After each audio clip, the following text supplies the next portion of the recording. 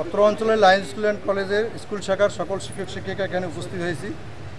এই উপস্থিতির উদ্দেশ্য হলো যে আমাদের কর্তৃপক্ষ দীর্ঘদিন ধরে আমাদের দাবি দেওয়া মেনে নিচ্ছিলেন না, কথা দিয়েও কথা রাখেননি, এখনও রাখছেন না, যার প্রেক্ষিতে আমরা এখানে একত্রিত হয়েছি। এবং আরও কারণ আছে যে আমাদেরকে ভয়ভীতি দেখানো হচ্ছে।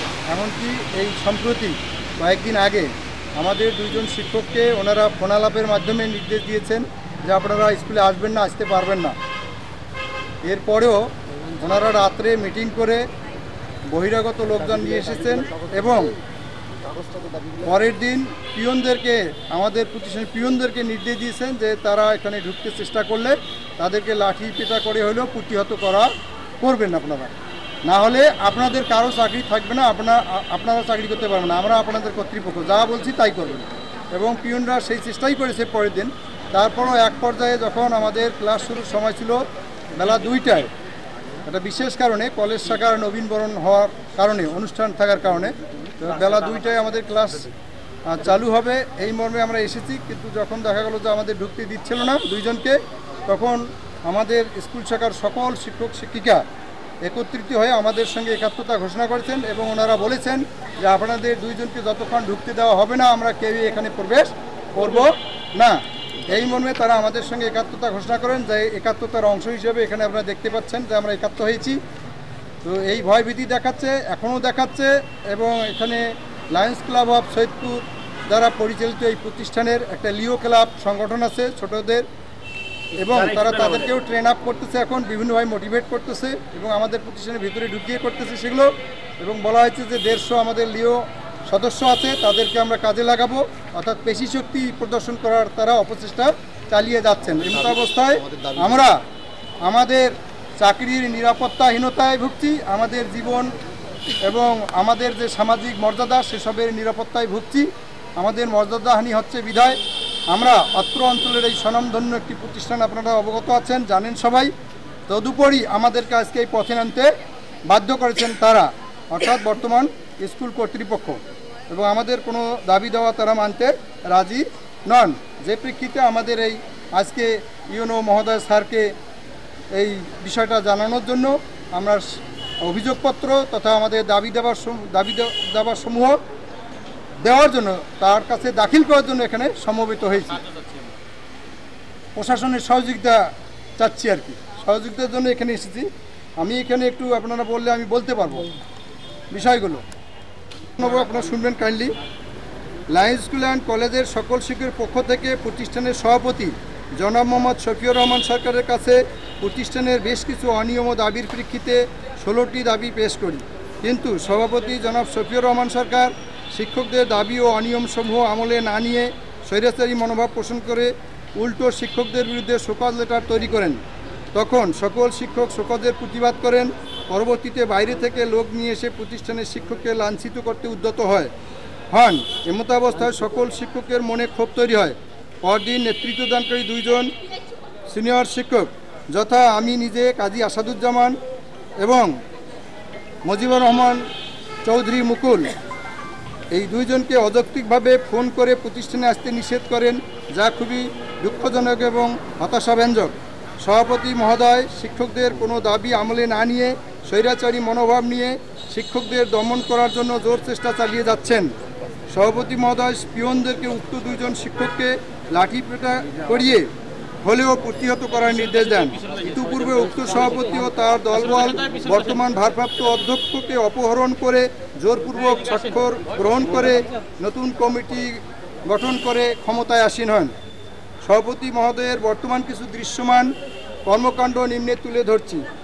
শিক্ষকদের প্রতি আর্থিক ও মানসিক শাস্তি বহাল রাখা, কথা ও কাজের মধ্যে কোনো মিল না থাকা, প্রতিষ্ঠানের আর্থিক অনিয়ম ও অর্থ লোপাট করা, অভিভাবকের টাকা ক্লাবের কাজে ব্যবহার করা, বেতন গ্রহণ অফিসের সীমাহীন দুর্নীতির বিরুদ্ধে অডিট না করে দুর্নীতির সাথে নিজেও জড়িত হওয়া, এমপিও ভুক্তির নামে ইতিপূর্বে শিক্ষকদের কাছ থেকে সরকারি খরচ বহন করার কথা বলে জনপ্রতি 5 লক্ষ টাকা হাতিয়ে নেওয়া, সভাপতি হিসেবে প্রতি মাসে প্রতিষ্ঠান থেকে 55,000 টাকা ও অফিসের খরচ বাবদ 15,000 টাকা গ্রহণ করা, প্রতিষ্ঠানের মাসিক মিটিংয়ে অযৌক্তিক, অবাঞ্ছিত, অপ্রীতিকর কথা বলেন, যা শিক্ষকদের জন্য অসম্মানজনক।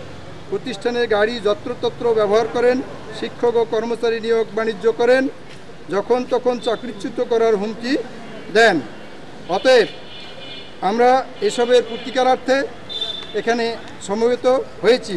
এখন আমি আমাদের দাবিসমূহের কথা আপনাদের সবিনয়ে জানাতে চাই।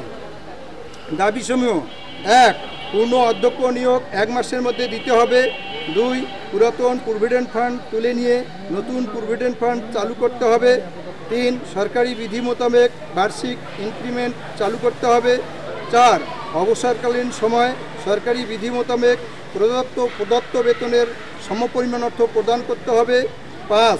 স্কুলের গাড়ি স্কুল কলেজের প্রয়োজন ছাড়া ব্যক্তিগত কাজে ব্যবহার করা যাবে না। গাড়ির লগ বই ব্যবহার করতে হবে। গাড়ি স্কুল থেকে বের হওয়ার সময় এবং ফিরে আসার সময় মিটার রিডিং লিপিবদ্ধ করতে হবে। তাছাড়া গাড়িতে কে যাচ্ছেন এবং কী উদ্দেশ্যে কোথায় যাচ্ছেন তা রেজিস্টার খাতায় লিপিবদ্ধ করতে হবে। 6. চেয়ারম্যান মহোদয় মাসিক হারে প্রতিষ্ঠান থেকে কোনো আর্থিক সুবিধা গ্রহণ করতে পারবেন না। 7. করোনাকালীন সময় থেকে অ্যাকাউন্টস অফিসের আয় ব্যয় খতিয়ান শিক্ষক, কর্মকর্তা, কর্মচারীদের সামনে স্পষ্ট করতে হবে। 8. অ্যাকাউন্টস অফিসের বেতন সংক্রান্ত কার্যক্রম অনলাইন করতে হবে। 9. এসএসসি 2025 পরীক্ষায় ফলাফল খারাপের কারণে কিছু শিক্ষার্থী পরীক্ষায় ফলাফল খারাপের কারণে ফলাফল বিপর্যয় পর্যালোচনার কমিটি ও শিক্ষক যৌথ মিটিংয়ে যে সকল শিক্ষকগণের বেতন কর্তন করা হয়েছে তাদের সাবজেক্টে ফেল করার কারণে তাদের কর্তনকৃত অর্থ অনতিবিলম্বে ফেরত দিতে হবে এবং বন্ধ করতে হবে কর্তন। 10. গত আগস্ট মাসে জনাব রবিউল হকের জনৈক শিক্ষক তার অহেতুক কর্তনকৃত 6,000 টাকা অনতিবিলম্বে প্রদান করতে হবে। 11. প্রতিষ্ঠানে দেওয়া ছাত্রছাত্রীদের বেতন থেকে কোনো অর্থ লায়ন্স স্কুলের সেবা ছাড়া, লায়ন্স স্কুলের প্রয়োজন ছাড়া লায়ন্স ক্লাব অফ সৈয়দপুরের কাজে ব্যবহার করা যাবে না। সদস্যগণ নিজের অর্থ ব্যয় করে ক্লাব পরিচালনা করবেন। 12. পরিচালনা পর্ষদের অভিভাবক সদস্য অভিভাবকের ভোটে নির্বাচিত হতে হবে। 13. উত্তরপত্র মূল্যায়ন বাবদ বরাদ্দকৃত অর্থ যা ইতিমধ্যেই অভিভাবকদের কাছ থেকে তথা শিক্ষার্থীদের ফি হিসাবে গ্রহণ করা হয়েছে, এই গ্রহণকৃত বা আদায়কৃত অর্থ অনতিবিলম্বে শিক্ষকগণের মধ্যে প্রদান করতে হবে। 14. শিক্ষক প্রতিনিধি শিক্ষকগণের প্রত্যক্ষ ভোটে নির্বাচিত হতে হবে। 15. চতুর্থ শ্রেণীর কর্মচারীদের বেতন সময় উপযোগী করতে হবে।